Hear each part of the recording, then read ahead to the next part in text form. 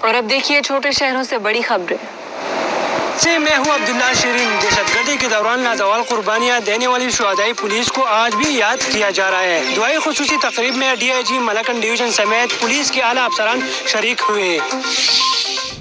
شہداء کی قربانیوں کو سلام پیش کرنے D I G office Mingora میں تقریب کا انعقاد کیا گیا۔ D I G Malakand division Muhammad Saeed Wazir Khan نے یادگار شہداء پر پھول چڑھائے اور پولیس شہداء کو خراج عقیدت پیش کیا۔ اور آج ہم یہاں پر سکھ کے ساتھ بیٹھے ہوئے ہیں، یہاں پر خوشیاں ہیں، یہاں پر ایک نئی زندگی کا آغاز ہو چکا ہے۔ It's all because of the sacrifices of the police, army اور جو عوام ہیں ان سب کی قربانیوں کی وجہ سے ہیں، اور ہم ان کو خراج عقیدت پیش کر رہے ہیں، اور ان کی ان لازوال قربانیوں کو آنے والی نسلیں ہمیشہ کے لیے ان کی ان قربانیوں کو یاد رکھا جائے گا۔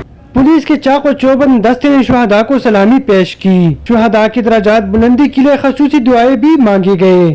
میرا والد صاحب سوات کا رہنے والا تھا اور وہ سن 2009 میں شہید ہوا تھا منگور تھانے میں، جو بلاسٹ ہوا تھا اس میں، اور جو یہ تقریبات کرتے ہیں اس سے ہمیں بہت حوصلہ افزائی ملتے ہیں۔ میرا نام شہزاد ہے، میرا والد کا نام ہے محمد عالم، شہید محمد عالم، جو کہ سوات 2009 کے حالات میں جو ہے نا شہید ہوئے تھے۔